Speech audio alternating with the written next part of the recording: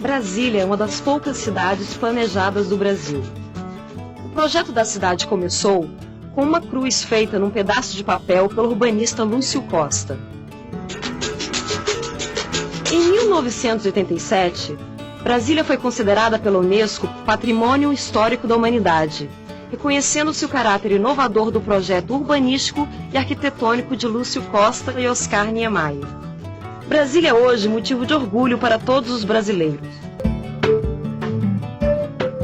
Brasília nasceu da necessidade de se levar a capital do país para o interior. Já no século XVIII, período de predomínio econômico da mineração de ouro, o Marquês de Pombal sugeriu essa possibilidade. O assunto foi retomado pelos Inconfidentes. E no início do século XIX, por José Bonifácio de Andrade e Silva, logo após a independência do Brasil. O sonho comum a todas essas iniciativas era a construção de uma capital integrando territórios e consolidando o Estado Nacional brasileiro. Em 1883, o padre italiano Dom Bosco sonha que a Terra Prometida se estabeleceria entre os paralelos 15 e 20. É neste local que, quase 80 anos depois, seria construída a nossa capital. Assim, começa a história de Brasília, cidade sonhada e antevista. Em 1891, na primeira Constituição Republicana, foi estabelecida a região onde deveria ser instalada a futura capital. Foi criada então a Comissão Exploradora do Planalto Central, liderada pelo astrônomo Luiz Cruz. A Missão Cruz demarcou uma área de 14.000 km², que incorporava antigas fazendas do estado de Goiás. Surge oficialmente a expressão Distrito Federal. No início dos anos 40 do século passado, Getúlio Vargas começou a mapear e desbravar o território desconhecido, em um movimento chamado Marcha para o Oeste. O sonho começava a virar realidade.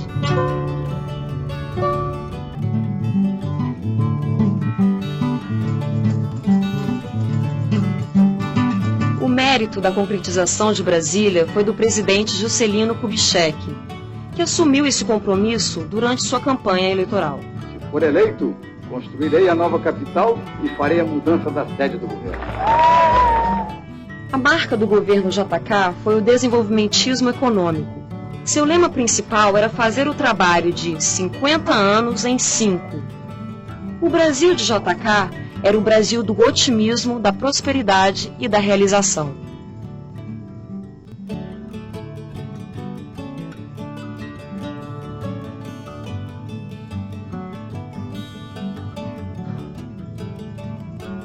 A construção de Brasília começou em 1956. No ano seguinte, o urbanista Lúcio Costa ganhou um concurso público nacional de projetos para a cidade e chamou o arquiteto Oscar Niemeyer para executar o trabalho. A eles juntaram-se o engenheiro Israel Pinheiro e o paisagista Burle Marx. Durante a construção da cidade, foram chegando milhares de trabalhadores de várias regiões do país, atraídos pela proposta de uma vida melhor. Os pioneiros que construíram a capital definitiva do Brasil ficaram conhecidos como candangos, e desde então, quem nasce em Brasília é brasiliense ou candango.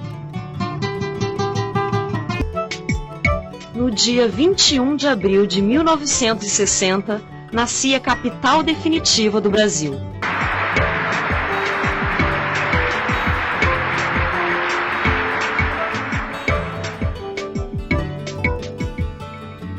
Nos primeiros anos, Brasília foi ocupada por brasileiros de todas as partes do país. Muitos deles eram funcionários públicos que vinham da antiga capital, o Rio de Janeiro. Aos poucos, a estrutura burocrática da administração federal se deslocou para a nova capital.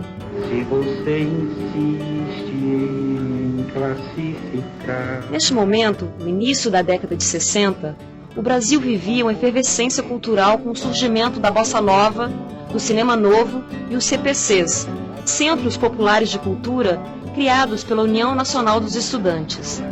Foi um período de intensa participação popular, marcado pelos movimentos estudantis e de trabalhadores do campo e da cidade.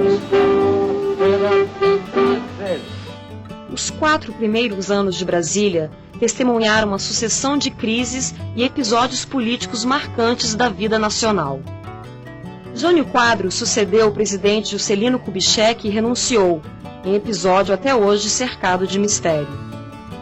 O vice João Goulart assumiu sob forte resistência das Forças Armadas, iniciou as reformas de base e foi deposto Quadros. Assim sendo, declaro vaga a presidência da República. A nova capital nasceu em pleno regime democrático. Em 1964, assume Castelo Branco, primeiro de uma série de generais que passariam pela presidência. Politicamente, os governos militares tiveram uma marca registrada, os decretos chamados de atos institucionais. AI-1 determina que a eleição para presidente será indireta. AI-2 determina eleições indiretas permanentes para presidente e o fim dos partidos políticos existentes. AI-3 determina que as eleições para governador também serão indiretas. AI-4 atribui poderes constituintes ao Congresso, passando a vigorar a Constituição de 67. No governo Costa e Silva é assinado o AI-5. O presidente passa a ter poderes para fechar o Congresso, cassar mandatos, demitir juízes, suspender garantias do judiciário e censurar a sociedade civil.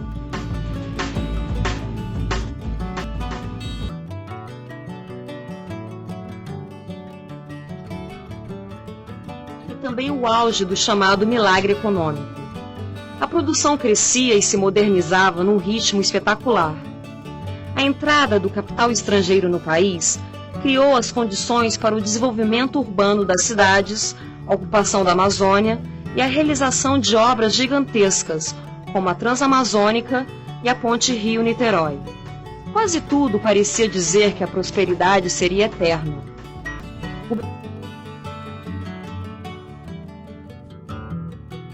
No início dos anos 70, músicas, filmes, peças de teatro, livros, a imprensa, tudo estava sob o controle da censura e dos órgãos de segurança nacional do governo militar. A capital brasileira se desenvolveu e construiu sua identidade em silêncio. As cidades satélites cresceram em ritmo acelerado, a exemplo das periferias de outras capitais do país.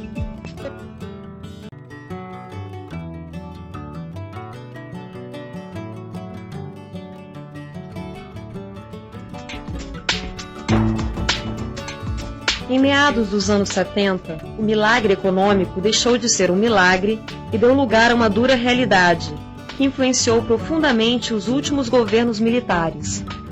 O general João Batista Figueiredo, o último presidente militar, concretizou esse processo. No período, foi decretada a Lei de Anistia e se aprovou a reforma partidária, permitindo a criação de vários partidos políticos. Os governadores, prefeitos e todos os representantes do Congresso voltaram a ser eleitos pelo voto popular. O Brasil, ao longo dos anos 80, passou a respirar o ar da democracia. Na Constituição de 1988, a população de Brasília conquistou o direito de eleger o governador, deputados e sua Assembleia Distrital. Das diretas e o movimento pelo impeachment do presidente Fernando Collor em 1990, Brasília retomou a sua vocação política e democrática. A capital reencontrou sua história.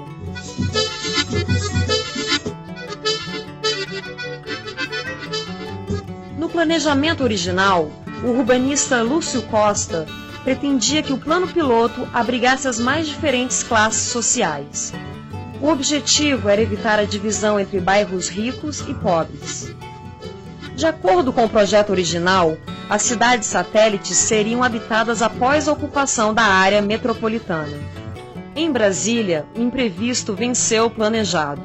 A cidade cresceu em um ritmo muito superior ao esperado, e sua população já sofre dos problemas característicos das grandes capitais brasileiras: moradia, falta d'água e de estrutura de saneamento, poluição dos mananciais e baixa qualidade de vida.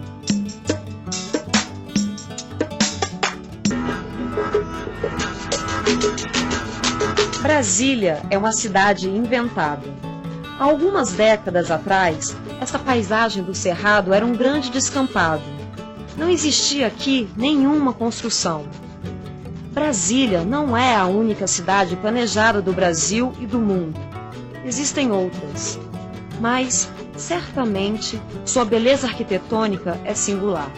Brasília é uma cidade patrimônio. Preservá-la não é apenas cuidar do passado, mas refletir sobre seu futuro.